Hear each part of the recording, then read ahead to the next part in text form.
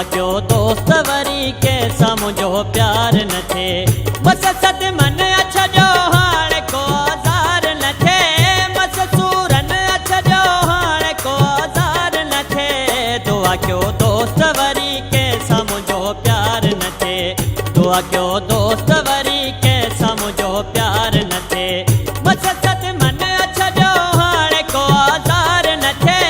बस सूरन अच्छा जो हाण को ज़ार न थे दुआ क्यों दोस्त वरी के समझो प्यार न थे दुआ क्यों दोस्त वरी के समझो प्यार न थे।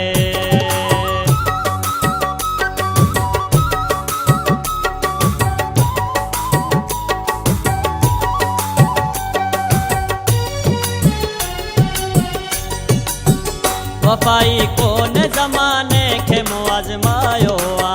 जेको पंहिंजो थो चवे नेठ सो परायो आ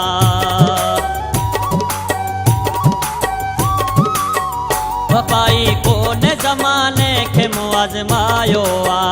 जेको पंहिंजो थो चवे नेठ सो परायो आ वधीक सां दिलड़ी वञे अहिड़ो को दीदार न थे वधीक सां दिलड़ी वञे अहिड़ो को दीदार न थे दुआ क्यों दोस्त वरी के समझो प्यार न थे दुआ क्यों दोस्त वरी के समझो प्यार न थे बस सद मन अच्छा जो हाण को ज़ार न थे बस सूरन अच्छा जो हाण को ज़ार न थे दुआ क्यों दोस्त वरी के समझो प्यार न थे दुआ क्यों दोस्त वरी के समझो प्यार न थे।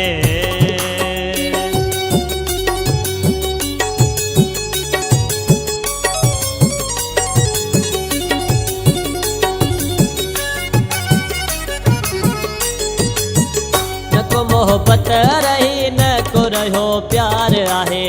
अजकल प्यार करे थेड़ो रुगो ख्वार आहे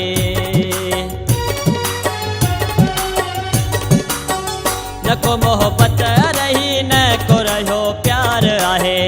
अजकल प्यार करे थेड़ो रुगो ख्वार आहे चप खामोश हुजल कैसा भी इज़हार न थे चप खामोश हुजल कैसा भी इज़हार न थे दुआ क्यों दोस्त वरी के समझो प्यार न थे दुआ क्यों दोस्त वरी के समझो प्यार न थे बस सद मन अच्छा जो हाण को ज़ार न थे बस सूरन अच्छा जो हाण को ज़ार न थे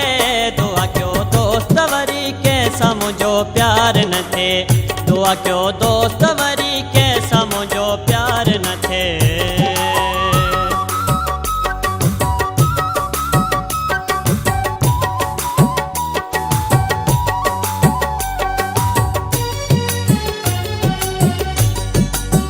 चरो चाहत में घणा भेरा आहे वसाण थियो ॾाढो मूं ग़लति कयो हमज़ा सोचा हाण पियो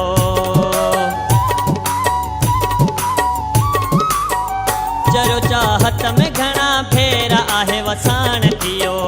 ॾाढो मूं ग़लति कयो हमज़ा सोचा हाण पियो पहिरीं ॾेई प्यार कंहिंजो यार छल गदार न थे पहिरीं ॾेई प्यार कंहिंजो यार छल गदार न थे दुआ क्यों दोस्त वरी के समझो प्यार न थे दुआ क्यों दोस्त वरी के समझो प्यार न थे बस सद मन अच्छा जो हाण को ज़ार न थे बस सूरन अच्छा जो हाण को ज़ार न थे दुआ क्यों दोस्त वरी के समझो प्यार न थे दुआ क्यों दोस्त वरी के समझो प्यार न थे दुआ क्यों दोस्त वरी के समझो प्यार न थे दुआ क्यों दोस्त वरी के समझो प्यार न थे।